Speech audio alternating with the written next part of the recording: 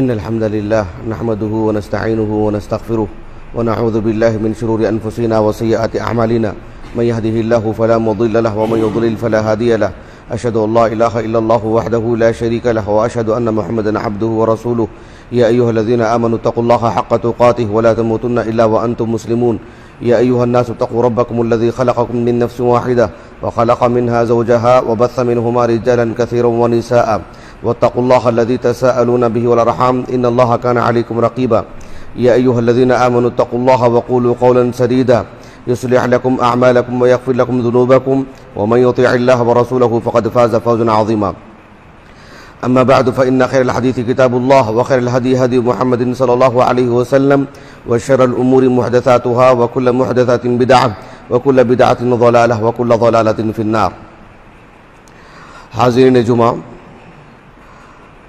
آج اللہ تعالیٰ کی توفیق اس کے فضل و کرم سے ہمیں دو عیدیں نصیب ہوئی ہیں، ایک عید الفطر اور ایک جو عام عید ہے، اور آج جمعہ کا بھی دن ہے.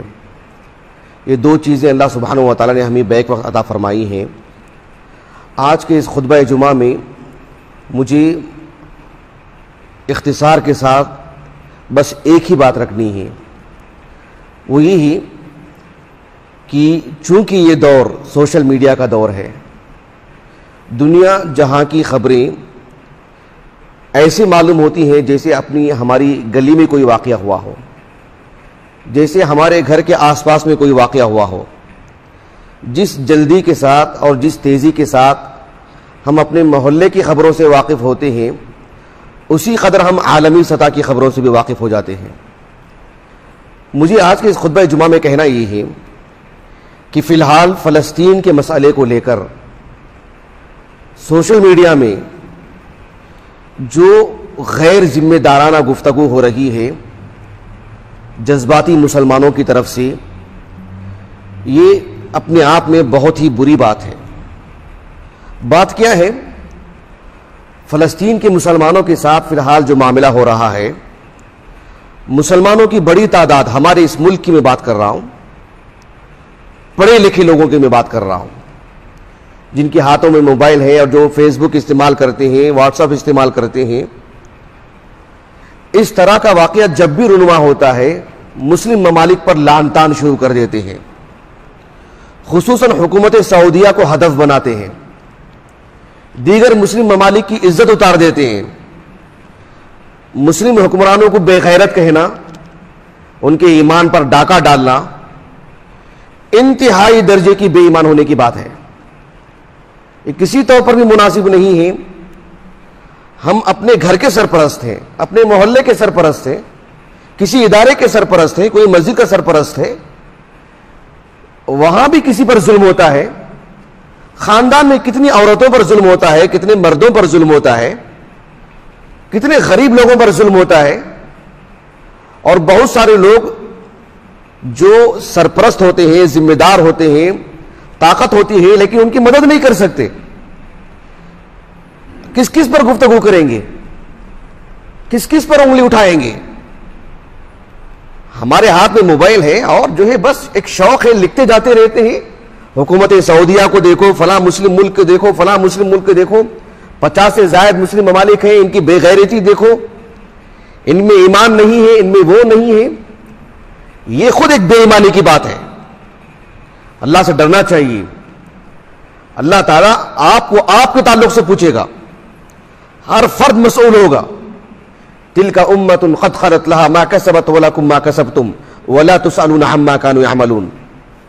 اللہ سبحانہ و تعالیٰ کسی دوسرے کے حق میں ہم سے نہیں پوچھے گا. ہم ہمارے گھر کے حق میں کتنے ذمہ دار ہیں بتائیے. ہم ہمارے خاندان کے بارے میں کتنے ذمہ دار ہیں بتائیے.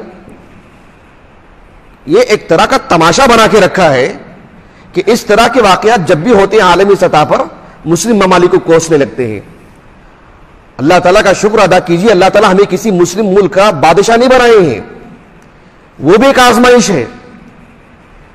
جس طرح سے ادارے کا ایک ذمہ دار بنتا ہے، گلی کوچے کا ذمہ دار بنتا ہے، ایک ملک کا بھی کوئی ذمہ دار بن جائے، آزمائش ہے. وہ آسان بات ہے. ہم ہمارے تعلق سے بہت سارے عذریں تلاش کرتے ہیں کہ مجھ سے ایسے نہیں ہوا، کیوں؟ میرے ساتھ ایسا اور ایسا معاملہ ہے. کسی مسلم بادشاہ کے متعلق بھی تو ایسی ہی سوچیے نا، ان کا بھی کوئی عذر ہوگا، ان کی بھی کوئی پریشانی ہوگی. بیٹھ کے تبصرے کرنا یہ ایک طرح کا تماشا ہے اور کچھ نہیں ہے. اللہ سبحانہ و تعالیٰ نے ہمیں بہت بڑا ہتھیار دیے ہیں. کسی بھی مسلمان سے متعلق ہم دعا کر سکتے ہیں، لیکن چونکہ روحانی چیزوں پر اتنا ہمارا یقین نہیں ہے جتنا کہ مادی چیزوں پر یقین ہے، اثر و رسوخ پر، تعداد پر، پیسوں پر جو ہمارا یقین ہے وہ دعاؤں پر ہمارا یقین نہیں ہے. کیوں؟ اس میں ہماری بھی تو مصولیت ہے نا. دعا کرنے جائیں گے، دعا قبول نہیں ہوگی تو وہ آفت ہمارے اوپر آئے گی نا کہ ہم اتنے لائق نہیں کہ ہماری دعا قبول ہوئی، لیکن ہم ذمہ دار دوسروں کو ٹھہراتے رہتے ہیں. دیکھو انہوں نے کچھ نہیں کیا، انہوں نے کچھ نہیں کیا. ٹھیک ہے، آپ دعا کر دیجئے، دیکھتے ہیں اگر آپ کی جھولی بھر جاتی ہے. تو یہ جو ہم کر سکتے ہیں وہ ہم نہیں کرتے ہیں، لیکن دوسرے پر انگلی اٹھاتے رہتے ہیں. دعا کا جو مسئلہ ہے اللہ سبحانہ و تعالیٰ نے بہت عام رکھا ہے. ایک مسلمان جو ظاہر میں نہتا مسلمان ہے، بند کمرے میں بیٹھ کر کے عالمی سطح کے مسائل حل کر سکتا ہے دعا کے ذریعے سے. اتنا عام رکھا اللہ نے دعا کو. انبیاء علیہ السلام کی دعاؤں میں جہاں وہ اپنے لیے دعا کرتے، اپنے قرب و جوار کے مسلمانوں کے لیے دعا کرتے، وہ دور دور تک کے مسلمانوں کے لیے بھی دعا کرتے جو ابھی پیدا بھی نہیں ہوئے ہیں. آپ دیکھو قرآن مجید میں سورۃ نوح علیہ السلام سے متعلق جو سورت ہے، آپ کی پوری دعوتی کارکردگی اس میں ذکر کی گئی ہے. آخری آیت کریمہ میں ان کی دعا اللہ تعالیٰ نے نقل فرمائی، رب اغفر لی ولوالدی ولمن دخل بیتی مؤمنا. اے اللہ میری مغفرت فرما دے، میرے والدین کی، اور جو بحیثیت مسلمان میرے گھر میں داخل ہو. یہاں تک تو بات ان کے زمانے کے لیے ہے، لیکن کہا وللمؤمنین والمؤمنات، جو بھی مسلمان ہیں، جو بھی مسلمان عورتیں ہیں، مرد ہیں، عورتیں ہیں. کب تک کے لیے؟ قیامت تک کے لیے. اتنی وسعت ہے اس میں. الف لام استغراق کے لیے ہے. ابراہیم علیہ السلام نے دعا فرمائی سورۃ ابراہیم میں، ربنا اغفر لی ولوالدی وللمؤمنین یوم یقوم الحساب. آپ نے اپنے لیے، اپنے گھر والوں کے لیے اور سبھی مسلمانوں کے لیے دعا کی. اتنا عام رکھا اللہ تعالیٰ نے. اللہ کے رسول سے کہا سورۃ محمد میں، فاعلم انہ لا الہ الا اللہ واستغفر لذنبک وللمؤمنین والمؤمنات. اللہ تعالیٰ نے اللہ کے رسول سے کہا کہ آپ اپنے لیے بھی اور سبھی مسلمان مردوں اور عورتوں کے لیے، صرف اللہ کے رسول کے جو زمانے میں تھے وہ نہیں، قیامت تک کے لیے. آپ ذرا تصور کیجیے، ابھی جس کا وجود ہی نہیں ہوا ہے دنیا میں، اس کی بھی مغفرت کے لیے دعا کرتے تھے. ابھی جس کا وجود ہی نہیں ہوا ہے، ایک انسان ابھی جس کا وجود ہی نہیں ہوا ہے، اللہ کے رسول اس کے لیے بھی دعا کر رہے ہیں. ایک حدیث ہے متفق علیہ، صحیح بخاری میں کتاب التفسیر اور صحیح مسلم کی کتاب فضائل الصحابہ میں. انس بن مالک رضی اللہ عنہ، ایک واقعہ ہے، ایک پس منظر ہے، میں وقت کی قلت کی وجہ سے وہ پس منظر نہیں بتا پا رہا ہوں. ایک مناسبت تھی، ایک درد اور غم پہنچا ان کو، انس بن مالک کو رضی اللہ عنہ. اس مناسبت سے زید بن ارقم رضی اللہ عنہ نے انہیں خط لکھا، اور خط لکھ کر کے تسلی دی، حوصلہ دیا ان کو. اور وہ حوصلہ جو انہوں نے دیا ہے کن الفاظ میں؟ اللہ کے رسول کی ایک حدیث لکھ کر کے کہا کہ آپ کو غم زدہ ہونے کی ضرورت نہیں.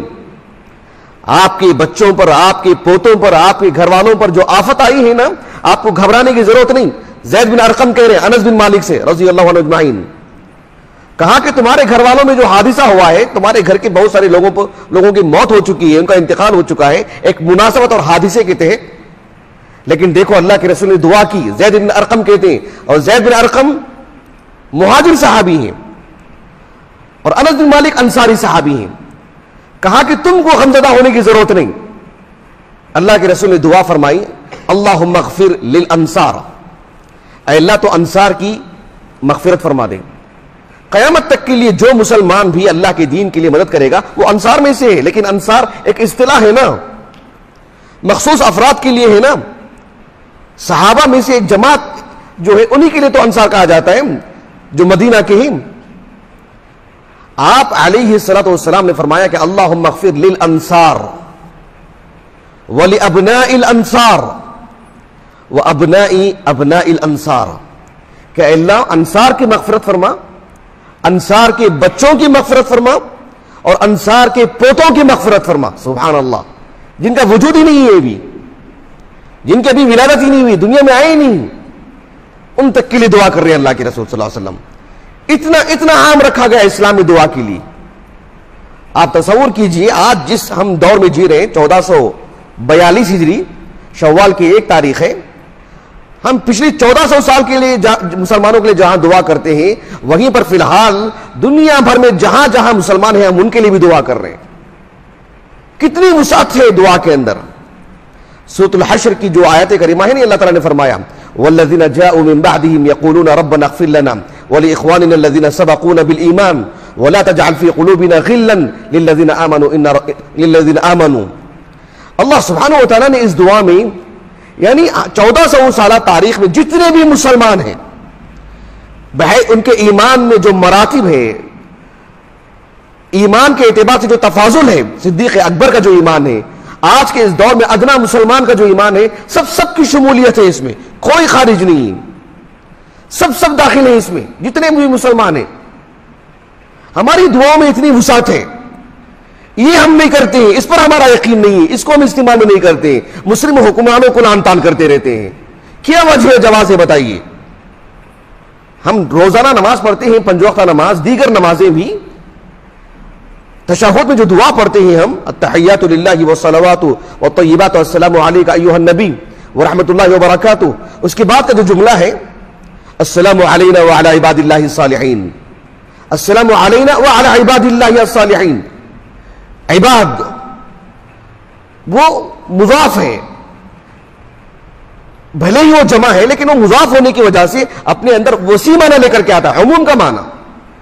السلام علینا وعلی عباد اللہ الصالحین متفق علیہ حدیث ہے, صحیح بخاری میں کتاب الاذان سے اور صحیح مسلم کی کتاب الصلاح میں عبداللہ بن مسعود کہتے ہیں رضی اللہ عنہ, آپ صلی اللہ علیہ وسلم نے فرمایا جب بندہ یہ کہتا ہے نا کہ السلام علینا وعلی عباد اللہ الصالحین, آپ صلی اللہ علیہ وسلم نے فرمایا فَإِنَّكُمْ إِذَا قُلْتُمُوهَا أَصَابَتْ كُلَّ عَبْدٍ لِلَّهِ صَالِحٍ فِي السَّمَاءِ وَالْأَرْضِ.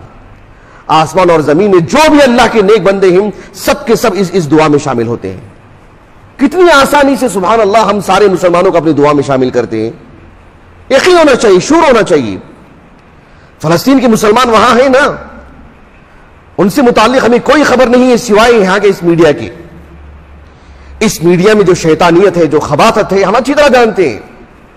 مسلمانوں سے متعلق ہے جو دکھ والی جو خبریں پھیلاتے ہیں, جو غمزدہ کرنا چاہتے ہیں, جو جھوٹی خبریں پھیلاتے ہیں, یہ عام سی بات ہے. حقیقت حال سے اللہ ہی واقف ہے.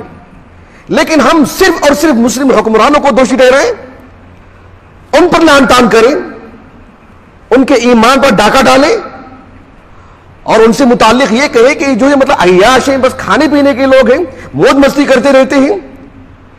اور کتنی بری باتیں لکھی جاتی ہیں حکومت سعودیہ سے متعلق, خاص طور پر کہ اس ملک کو تو انہوں نے اتنے آکسیجن بھیج دیا اور یہ بھیج دیا اور وہاں کے لیے کیا. اللہ سبحانہ و تعالیٰ نے آپ کو وہ ابتلا میں وہ آزمائش میں مبتلا نہیں فرمائے ہیں, آپ کو وہ عہدہ اور منصب نہیں دی, آپ کو حکومت سعودیہ کا بادشاہ نہیں بنائے. آپ کو نہیں پتا ہے منصب دار آدمی کے لیے کیا مسائل ہوتے ہیں, کیا باتیں ہوتی ہیں, ان کا حساب کتاب اللہ کے حوالے ہے. لیکن آپ تو اللہ سے دعا کر سکتے ہیں نا, آپ اپنا کام کیجئے, آپ اپنا فریضہ انجام دیجئے. بالخصوص پیٹ پیچھے آپ ایک مسلمان کی کتنی مدد کر سکتے ہیں. صحیح مسلم کی ایک حدیث مبارکہ ہے, صفوان ابن عبداللہ ابن صفوان رحمہ اللہ وہ کہتے ہیں, اور ان کی زوجیت میں ابو الدرداء رضی اللہ عنہ کی دختر تھی, درداء نام تھا ان کا. ام الدرداء رضی اللہ عنہ کے حوالے سے نقل کرتے ہیں کہ ام الدرداء رضی اللہ عنہ نے کہا کہ آپ صلی اللہ علیہ وسلم نے فرمایا کہ دعوت المرء المسلم لأخیہ بظہر الغیب مستجابۃ. ایک مسلمان کے حق میں اس کے پیٹ پیچھے کی جانے والی دعا وہ مستجابہ ہے. ہم آسانی سے دعا کر سکتے ہیں نا, لیکن پتہ ہے ہماری جھولی خالی رہتی ہے, دعا کے شروط پر ہم اترتے نہیں ہیں. اسی لیے آسان کام کیا ہے کہ مسلم بادشاہوں کو لعن طعن کر دو, ورنہ مجھے دعا کرنا چاہیے نا. میری دعا میں اتنی تاثیر ہو تو میری دعا رنگ لائے گی, لیکن نہیں وہ اتنی حیثیت میری دعا کی, مجھے یقین نہیں ہے اس پر, میری زندگی کا مجھے معلوم ہے, اس لیے بہتر ہے کہ سامنے والے کی زندگی کو جو ہے مجروح کر دیا جائے. آپ صلی اللہ علیہ وسلم نے فرمایا کہ پیٹھ پیچھے جو دعا کرتا ہے اس کی دعا تو مستجاب قبول ہوتی ہے. آپ صلی اللہ علیہ وسلم نے فرمایا ایک مسلمان جب کسی مسلمان کے حق میں دعا کرتا ہے نا عند رأسہ ملک مؤکل, اللہ سبحانہ و تعالیٰ نے ایک ملک کو اس کے سرانے جو ہے مطلب مقرر کر دیے ہیں. کلما دعا لأخیہ بخیر, جب بھی وہ اپنے ایک مسلمان بھائی کے لیے بھلائی کی دعا کرتا ہے تو قال الملک المؤکل, وہ جو متعین کیا وہ جو فرشتہ ہے وہ کہتا ہے کہ آمین.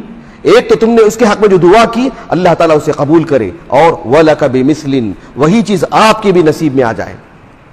اتنا آسان معاملہ ہے, اتنی آسان سی جو بات ہے جو ہم اپنے کسی بھی مسلمان بھائی کو کسی بھی مناسبت سے دعا کر لیتے ہیں.